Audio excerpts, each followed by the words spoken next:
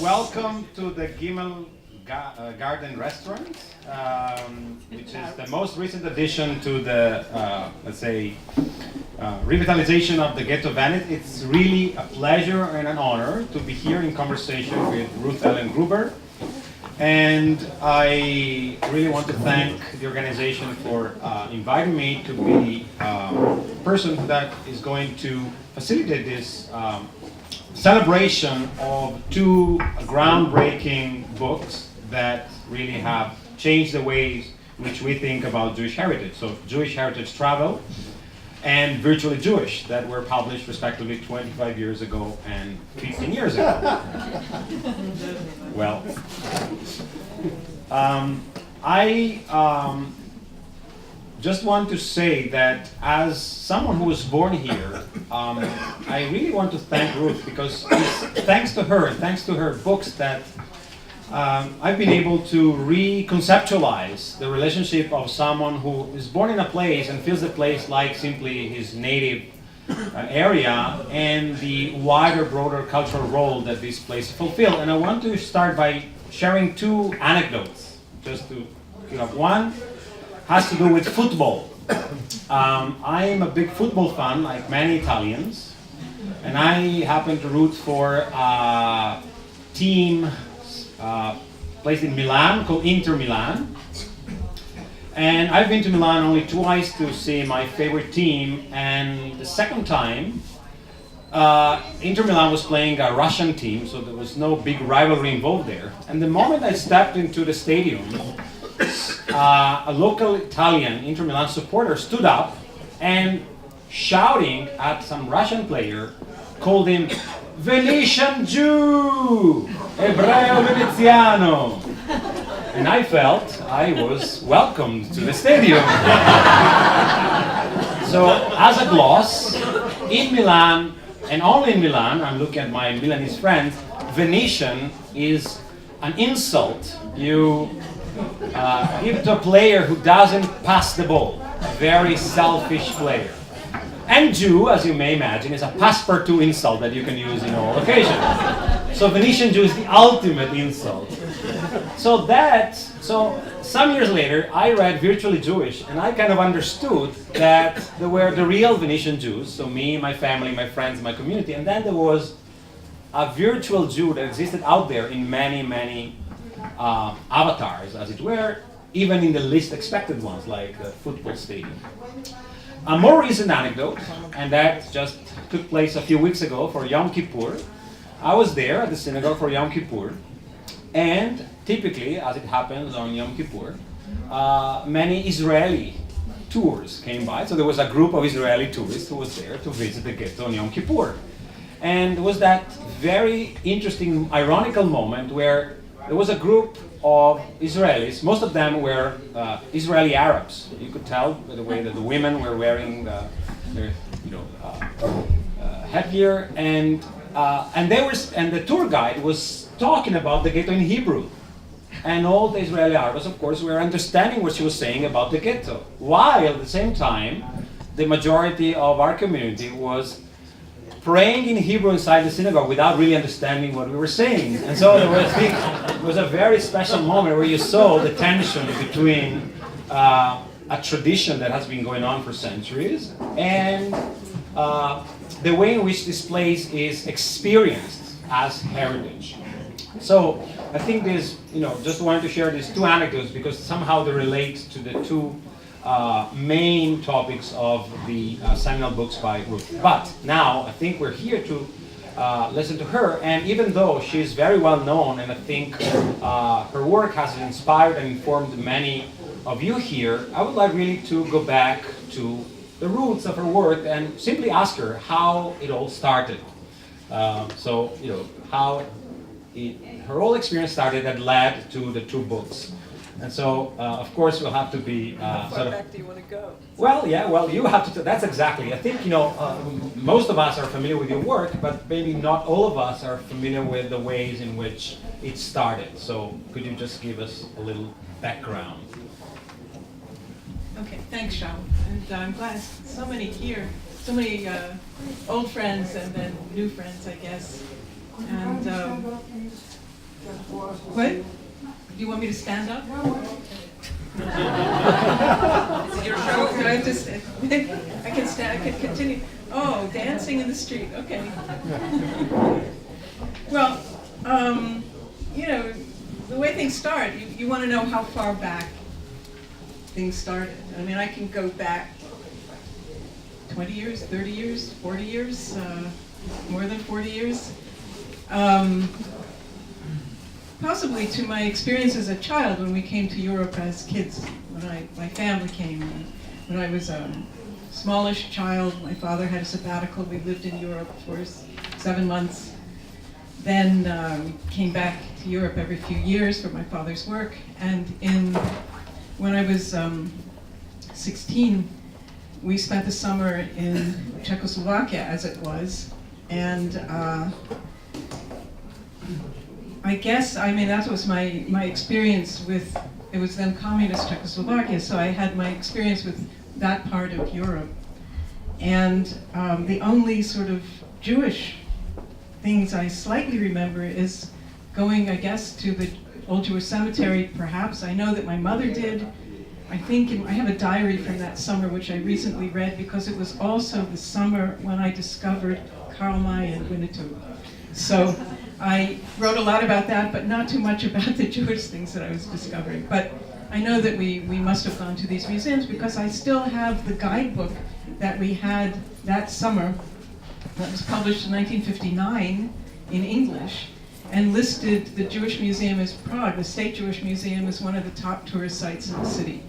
So I conserved that. So, I mean, my interest in Europe grew from all these childhood experiences, and then I basically moved to Europe after college, or during college, actually. But my specific interest in Jewish heritage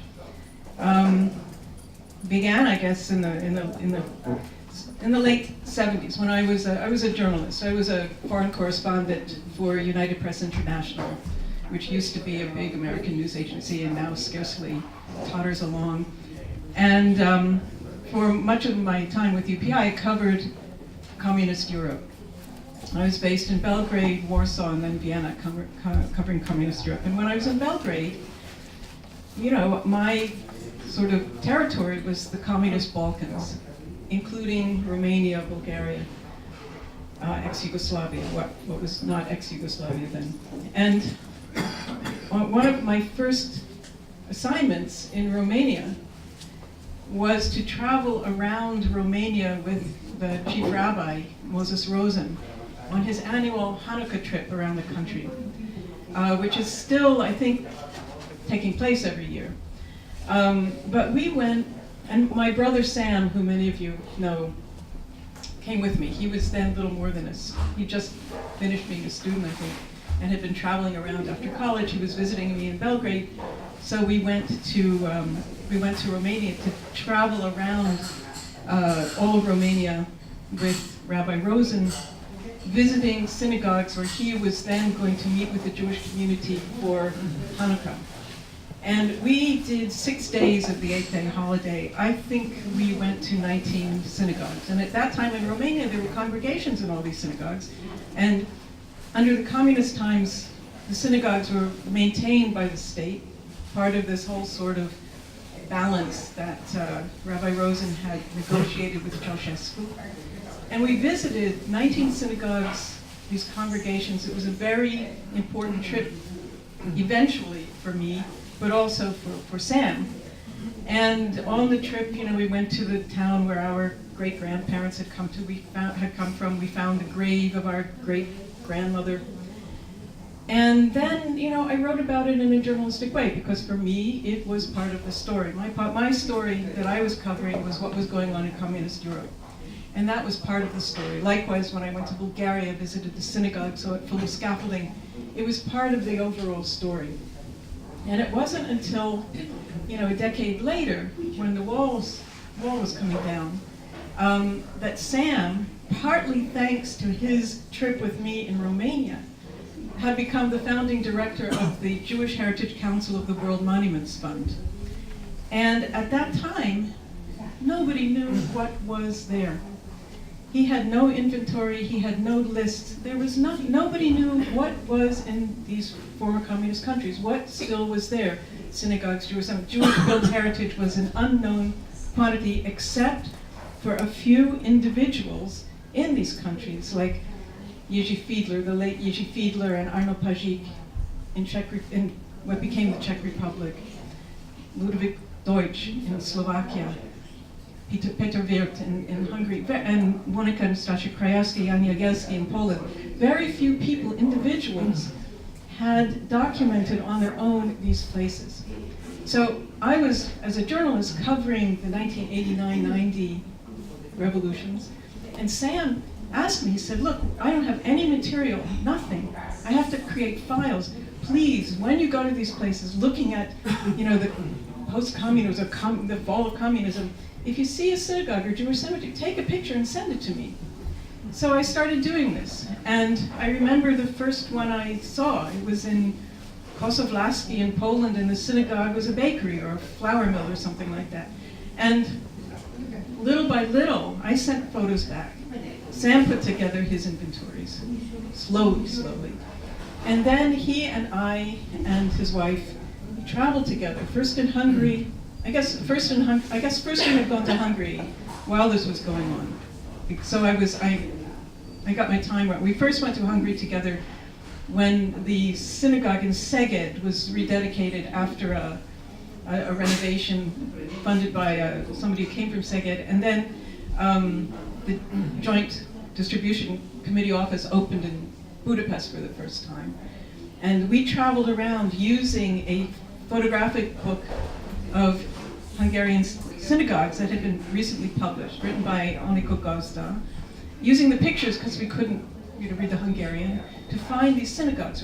This is in the book. And then he asked me, please, take pictures of what you see. And each time I started coming back, that's what I would do. And the three of us traveled again in Poland in early 1990, and then I got very interested in it. And meanwhile, I was writing stories about the revival of Jewish heritage, Jewish life in former communist Europe.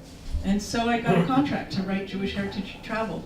And that sent me all around the region, documenting these places that people didn't know. And I relied on people like Jiří and Arno and Jan Jagielski and the Krajewskis. I relied on them as to be my guides because they were the ones who had the list.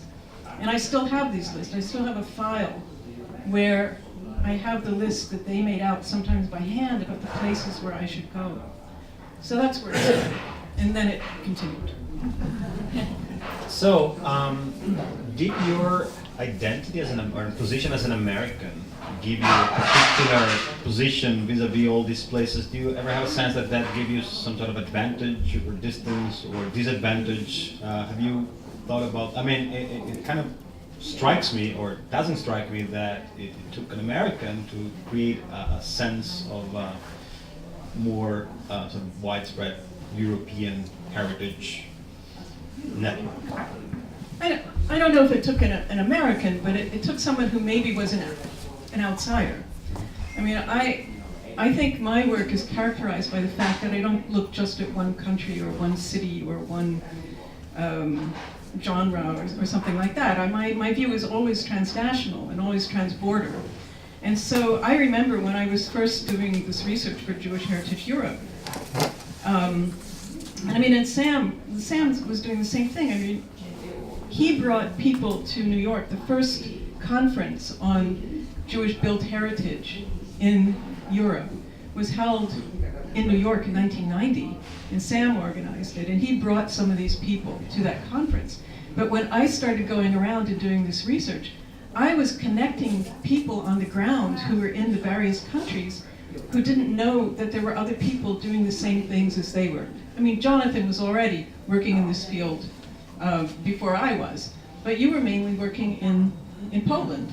But I was going to these other countries and connecting people, because also I was getting information from them. And this is the beginning of trying to create some networks, and it's sort of the network that I'm still doing and trying to foster through the Jewish Heritage Europe website, which I now run. that may be a very simple question, but what was the main difficulty that you experienced putting together all this amazing material and turning it into a book? Back then? Well, if I can think back that long. I mean, you know, I was on the road all the time. Trying to get this information, and it was not easy. It was not that easy to travel. I did most of it by car. I like to drive. I got a new car in 1990, but my car used, you know, what do you call it, green gas. What do you call it? Lead-free gas. Lead-free gas. And I remember when I went to Poland, I went to the embassy in Rome to get a list of all the gas stations that supplied lead-free gas. And there were 25 of them. I still have this list. And so that trip was sort of, the whole itinerary was sort of predicated on the fact that I had to be near a gas station whenever I was going to run out of gas. And then also at that time, it was still, you know, you needed visas to cross borders. And I remember once getting to the border in Poland, and there must have been a 3-day line to cross the border from Slovakia. And we were Czechoslovakia.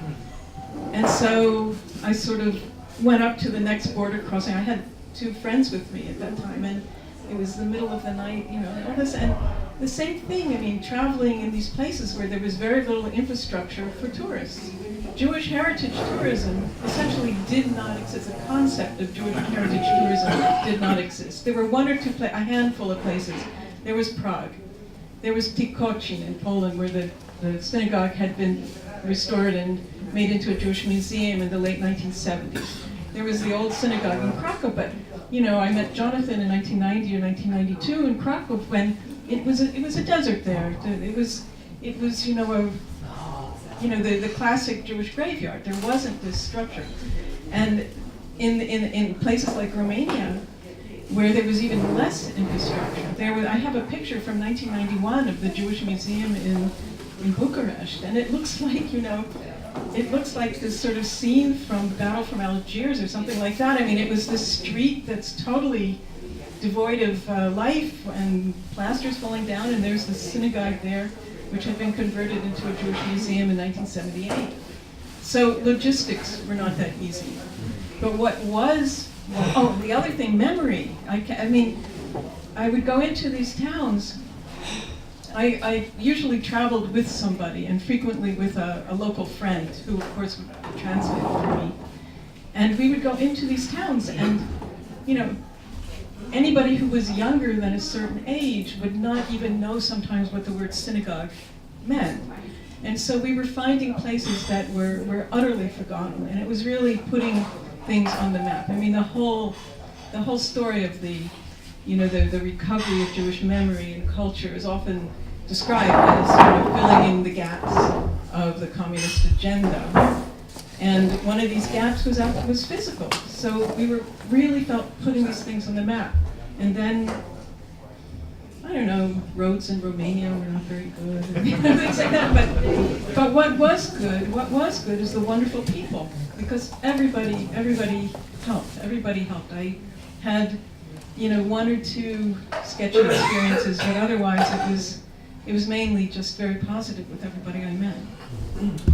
So this, where let's say the main practical obstacle, did you ever experience any sort of form of cultural resistance to what you were doing, both inside or outside of the Jewish community? Were there people who were skeptical of what you were doing, or really interested in? Of course, we'll talk later about how we negotiate the importance of and the role, the wider social role of Jewish heritage and what it means for a living Jewish community. But just trying to initially think about the process of becoming aware of what was there, and people becoming aware of what you were doing.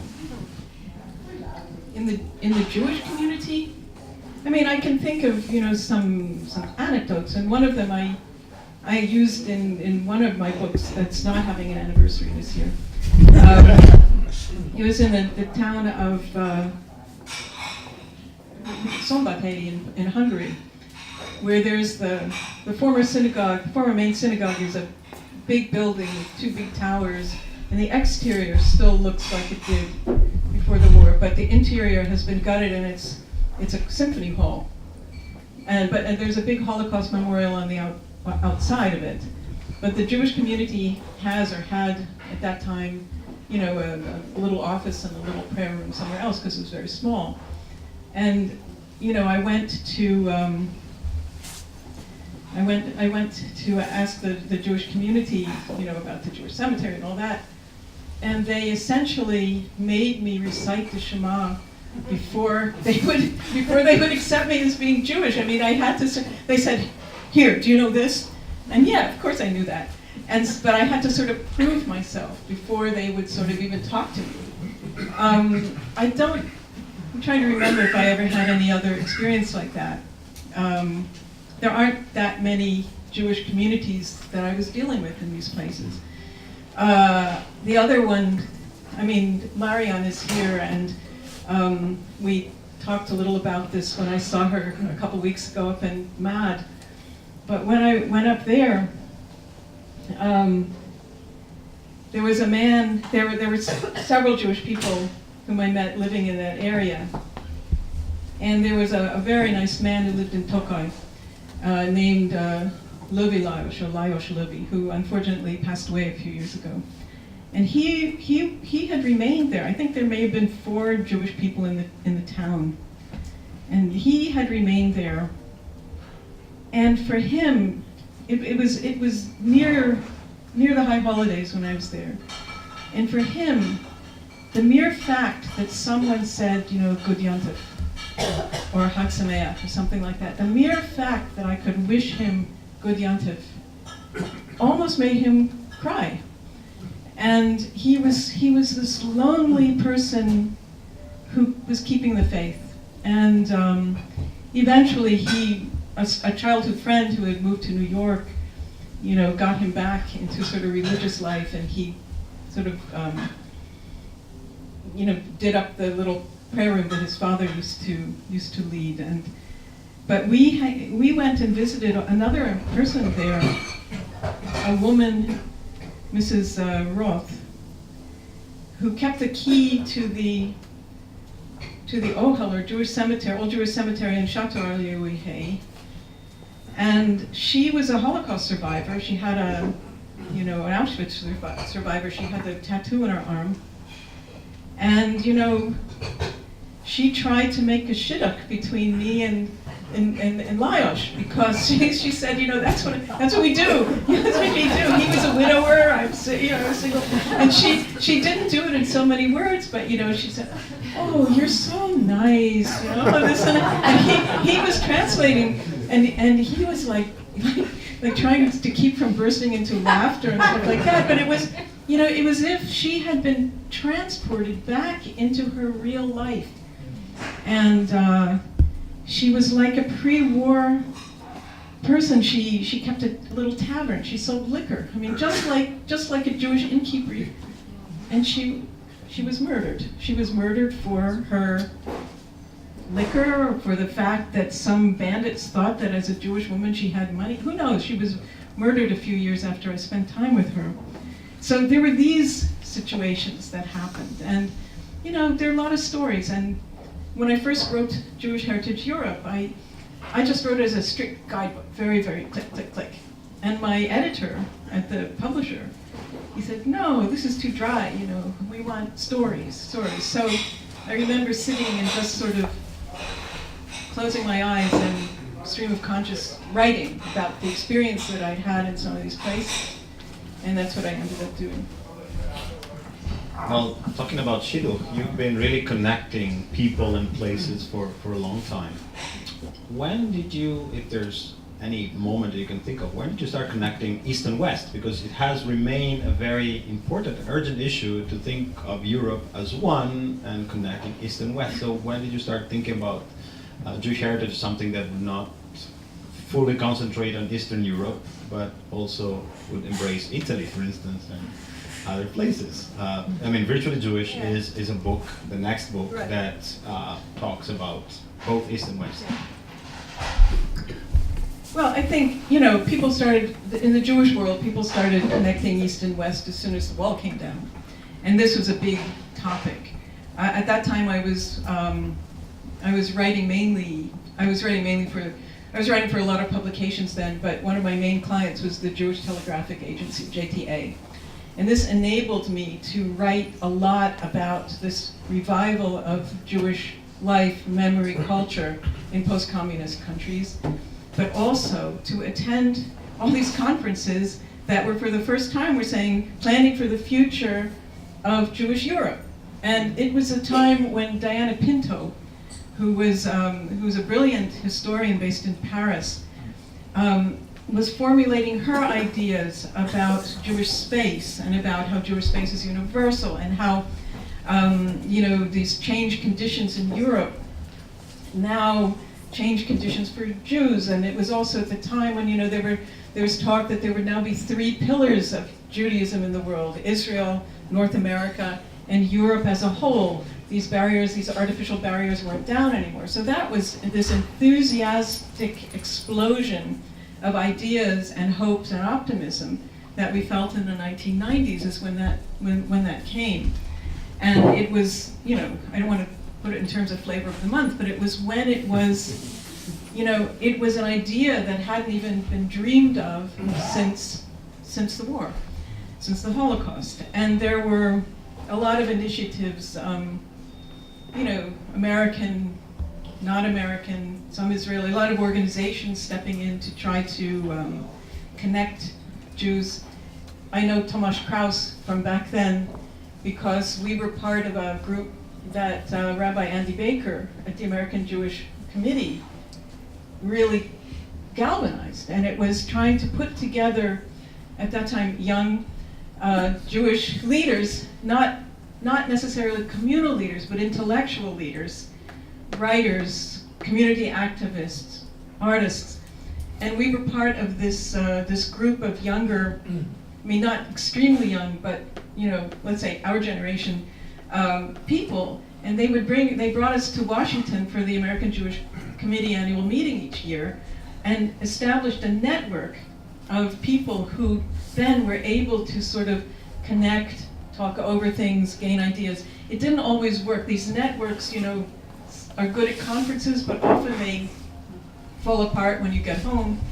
But some of us have remained in touch. Some of us I'm not in touch with at all anymore, and I don't know about you, if you are still involved with everybody, but it was an extremely I don't know, significant group of people, and I remember saying to Andy at one of these meetings that he was a real hero, because it was just bringing together people who needed somehow to be brought together. And that was this whole, you know, no borders, east-west, it's all of Europe. Now, if you don't mind, I'll ask a slightly more provocative question.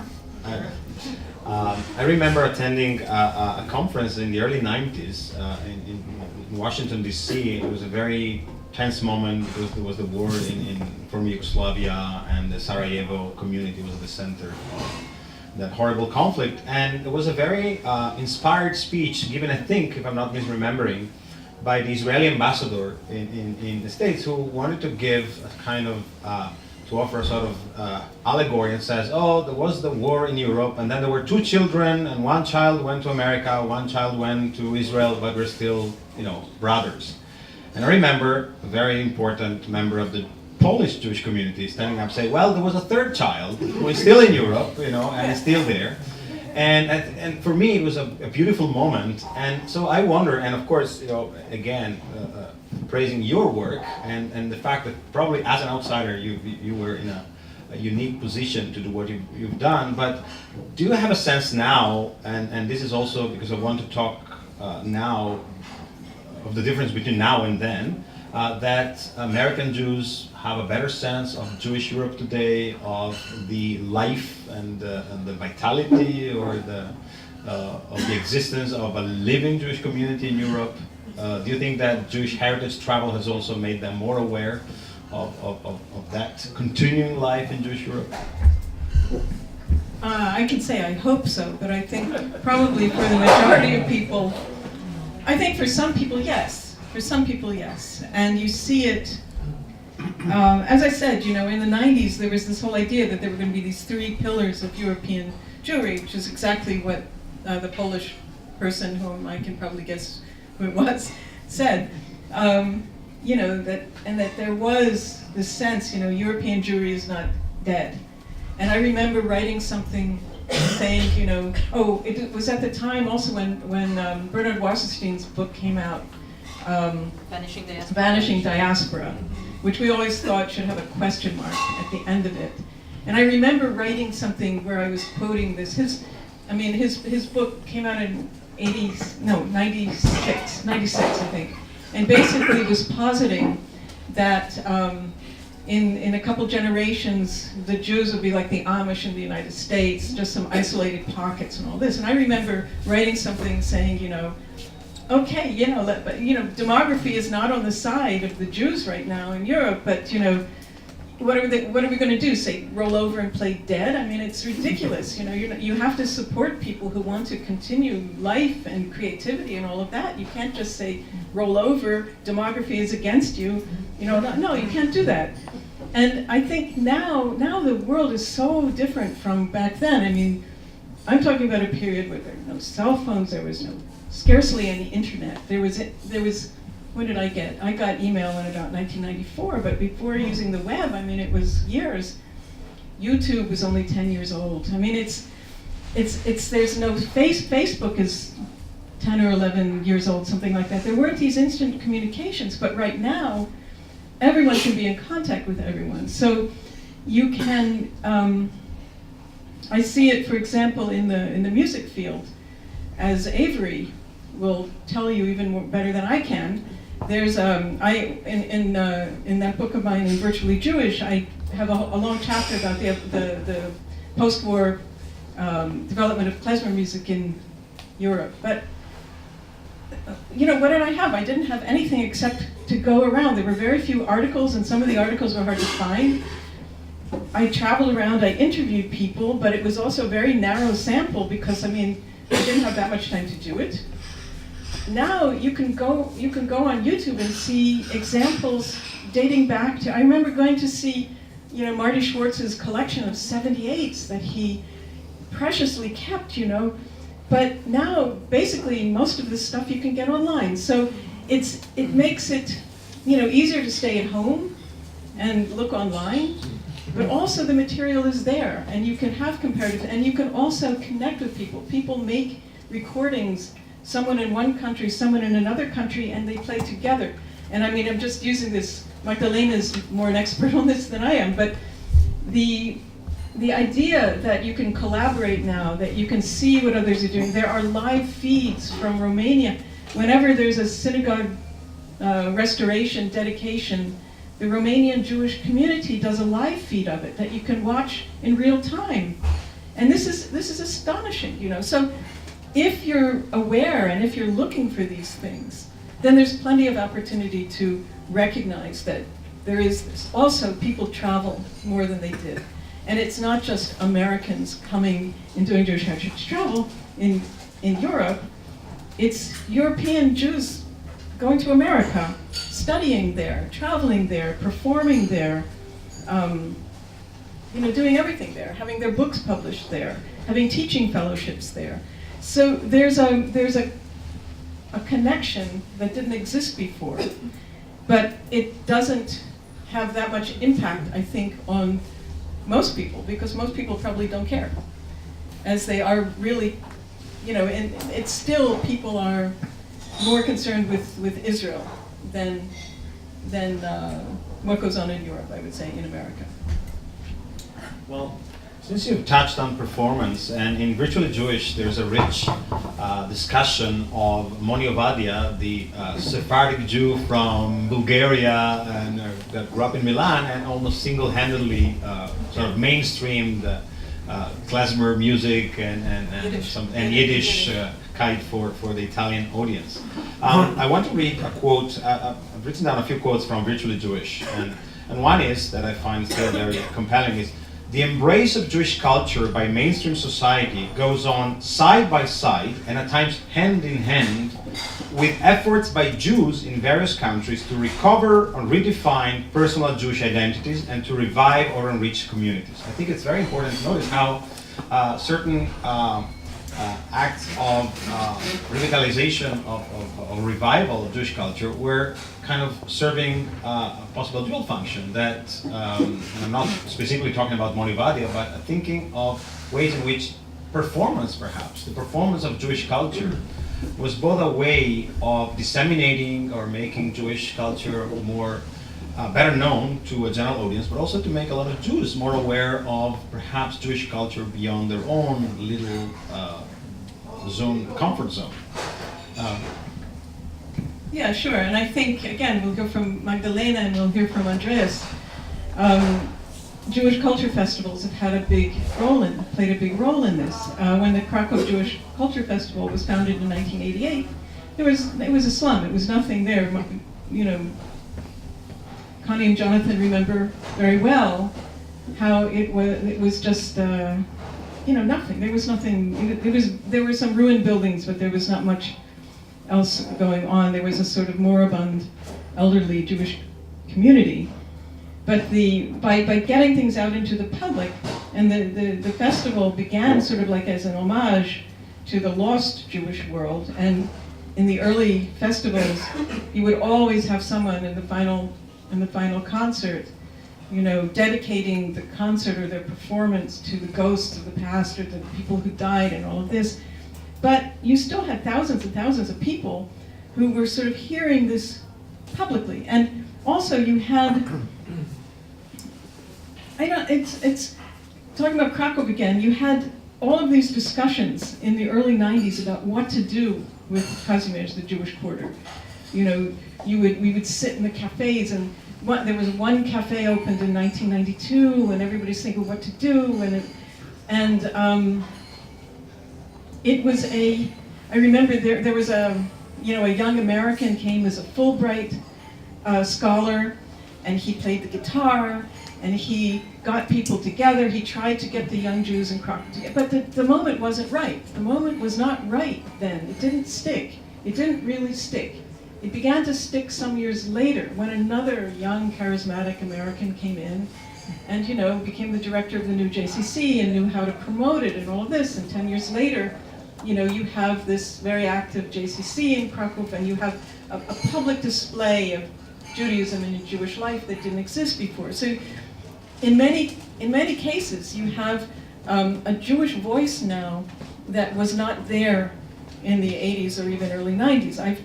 I just spent a few days a week in Germany, where I visited the Jewish Museum in Fürth, in Franconia, in Bavaria, the Franconia Jewish Museum, which I had last seen just before it opened in about 1998.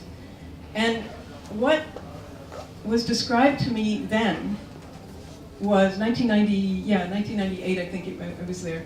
What had been described to me then was that when the plans were being drawn up for that Jewish museum, there was essentially no Jewish community in the town. There were maybe 30, a few dozen Jews or something like that. But by the time the plans had come to fruition and they were building it and putting together the exhibition, thanks to the immigration from the former Soviet Union, there was now a viable, rather sizable, several hundred strong Jewish community who had a voice and who had to be taken into consideration, and their views had to be taken into consideration in what this Jewish museum that was being created by civic authorities, it wasn't by a Jewish community, it all had to be taken into consideration. So you find that now, and many times, a couple decades ago or more, you found musicians working in isolation, non-Jewish musicians playing for a non-Jewish audience. And now you have much more entwining. There's a give and take, there's collaboration, there's this type of thing. And so there was the European Association of Jewish Culture was giving out grants to artists not necessarily Jewish artists who were Jews, but artists who worked on Jewish themes, who did things like that. So you had a lot of more conversation and collaboration across the religious line. And the thing is that the Jews themselves in these countries were also discovering their identity. I mean, by now it's, you know, it's almost 30 years since the fall of communism. That's an entire generation has grown up knowing that they're Jewish. You know, in many cases, you know, there's all of these offerings. There are books, there are now websites, there are schools, there are culture centers. So there's a lot there that people can not just take from, but also contribute to, and also add their voice to the mainstream culture and what's going on. Another quote, and then I would like also to let the audience ask some question. And I think this is a quote that also speaks very much to the local situation. There is a very fine and dangerous line between appreciating Jews and their culture and mythologizing them. While welcoming the new openness, some Jews are acutely uncomfortable with the new role forced on them and their culture and history. So I grew up in a Jewish community that was certainly not a main tourist destination for either local or international visitors, and things have changed completely as part of a radical and drastic change of Venice as a whole. So maybe this is the moment where we say, let's compare it then and now. So can Jewish heritage be, or can Jewish tourism become detrimental to the Jewish community? Anything can become detrimental to a The Jewish Jews, community. of course. I mean, it's like, you know, we're Jews, but well, you know, mass tourism is detrimental. Mass tourism is detrimental to Venice. Mass tourism is detrimental to the Jewish heritage sites in Prague. When I first was going to Prague, you could walk around the Jewish cemetery, the old Jewish cemetery. Now, there's strict pathways where you go, and you know, you have to take in. I led a Jewish heritage tour last summer from Warsaw to Krakow on to Prague.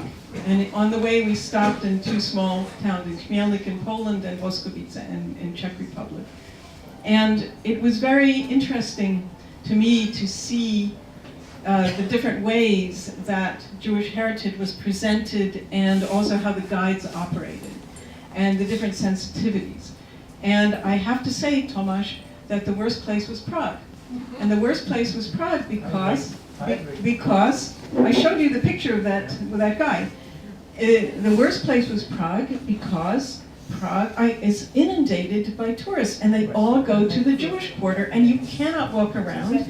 And the guides who took us around, you know, it was all very zack, zack, zack, you know, and it was, you're squeezed like sardines in these places, and there's this constant sort of, it was much like this already in 1992. I mean, I remember sitting, and I wrote about it in the book that's not celebrating its anniversary, sitting in the Altneu synagogue and just watching the groups come through and listening to what the guides were saying.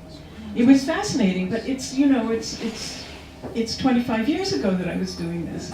And now it's all down pat. And there was, you know, it was the least comfortable, the least, let's say, sensitive presentation of Jewish history, except for the fact that, you know, they're wonderful heritage sites in Prague. The museum is very well done, the cemetery, but it was very, well, it's unpleasant. It's unpleasant because it's mass tourism. In Boskovice, on the other hand, where nobody goes except when we go there for the festival in the summer, they started a festival, the civic festival in 1992, called the Festival for the Jewish Quarter, where the village had an arts and music festival to raise money to restore the buildings in the Jewish quarter, including the synagogue.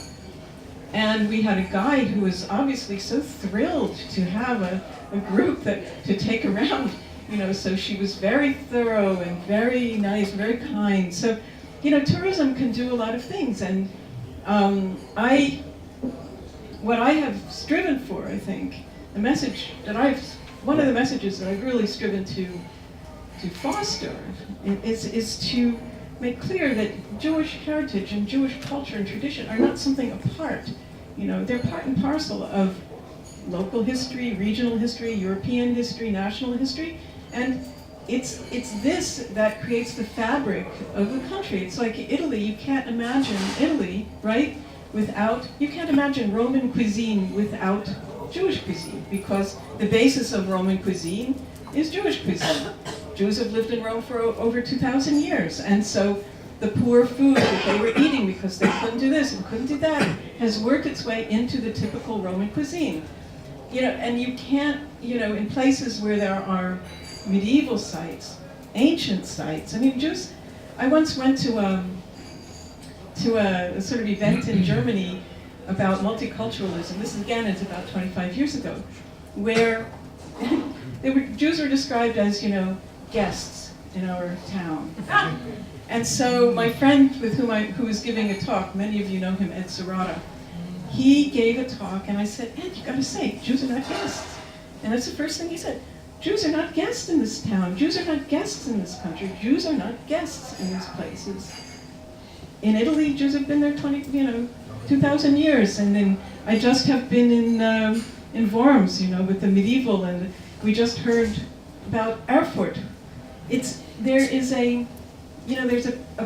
has to be, and Tony will talk to us about medieval Jewish life in England. Okay, there have been expulsions, but even the expulsions are part and parcel of European heritage and history. You have to acknowledge them. And that is the message that I think has to be made clear. And this is one of the good things that tourism can do, and Jewish heritage tourism, is to hammer that home. It's specific on the one hand, but it's national and it's local on the other. So. On the topic of food, I've been reminded that we are in a restaurant, and we were supposed to start at 6:30 and finish at 7:30, and so we're running a bit late. And of course, there's people who will have to prepare for dinner before too long. So, if you don't mind, I'll give the audience opportunity of a couple of questions, short questions, and maybe I'll ask you, and then I'll take the privilege on. And by the way, I apologize to Bruno for the delay, and we're so happy that finally there is a wonderful restaurant here in the ghetto, just to promote a little bit of tourism here. So, yes. Maybe I think we need to ask the question to the mic, because we're recording the whole thing. Yes. So maybe I can ask closer. No, because you need to be recorded. So if you don't mind. Okay. So close. There will be last question, though. I was not aware.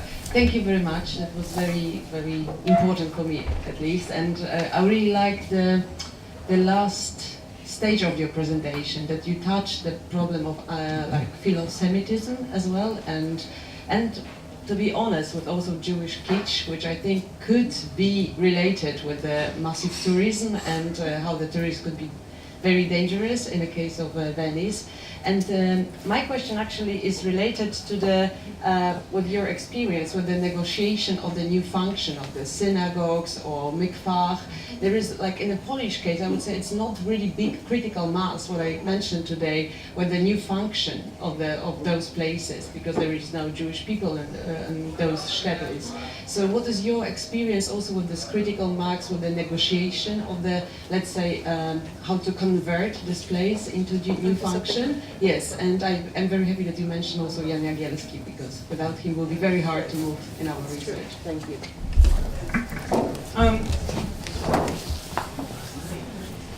Let's say before 1989, there was absolutely almost no barriers as to what people would convert synagogues or other things into. And there was a growing sense after 1989, when people started being interested in this heritage and recognizing that it was there, that there are things that are appropriate and not appropriate. But don't forget that in Italy, in the 1950s, the synagogues, their fittings in several synagogues were taken out of the synagogues, the arks, and taken to Israel. So it was as if the buildings didn't matter. They were left, empty or converted to something else. So synagogue buildings have been converted into almost anything that you can that you can think of, and some of them seem very cynical. There's in Hohenems in Austria, the synagogue in 1954 was converted into a fire station. There was a plaque put on the synagogue saying fire station built in 1954 and didn't say what it had been before 1954.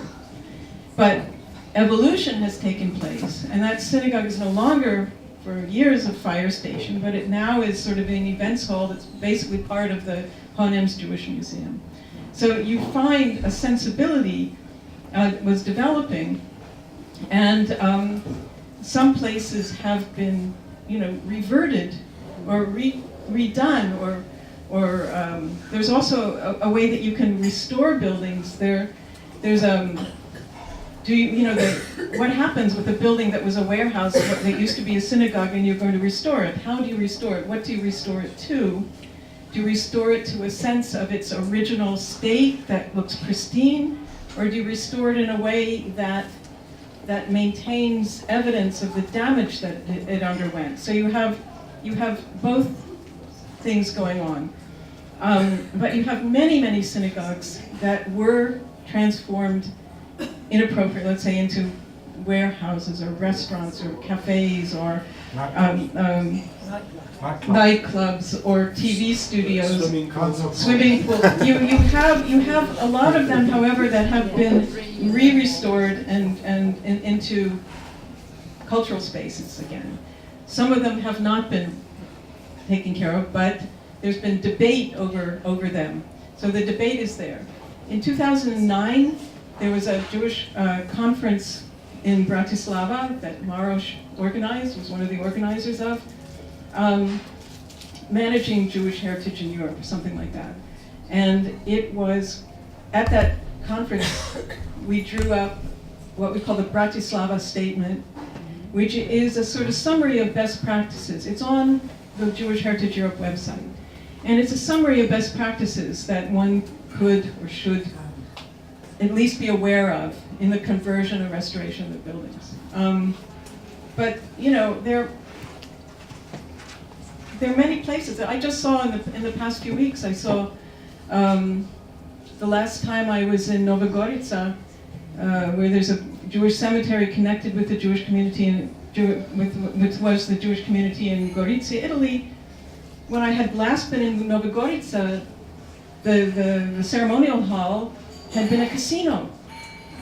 It has now, the casino is gone. From when I first was there, it was a cafe. The second time was a casino. And now the building is empty. It's going to be a little Jewish museum with sort of NGO offices in it. So this is something very positive. And you see this all over the place. So you see, you see some glaring examples of places that are inappropriately restored or converted, but you see an awful lot of examples.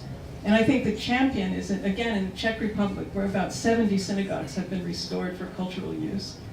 So you see, you see both. And even you can have a synagogue that is converted. I mean, I'm thinking of Trnava. You have two synagogues in the Slovak town of Trnava. One of them was, it was a total ruin when I saw it first. And it was restored to be an art gallery in a way that retained evidence of the damage. If you looked at it from the outside, it still looked pretty much like a ruin, and inside you could still see ruin. They restored it in the past year or so, and it looks now nice and clean from the outside. Inside you can still see signs of the damage, but not as much.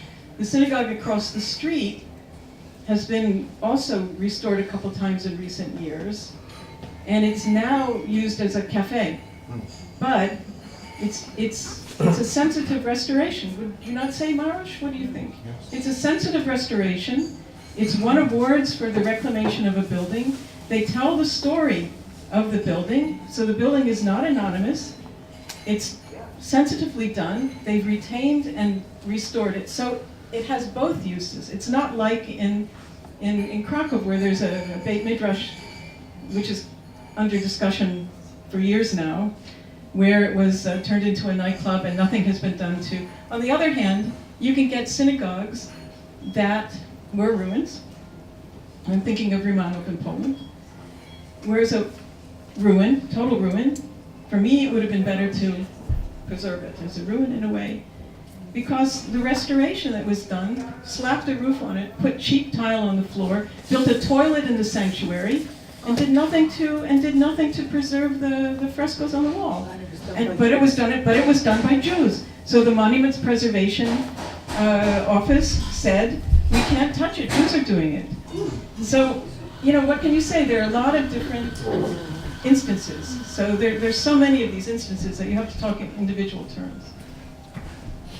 It would be disrespectful to Ruth if we started seeing the appetizer go by. So I think the best thing we can do is to be happy with the fact that she'll be around during the conference and continue the conversation on more private matter. And in the meantime, we want to thank her very much for the beautiful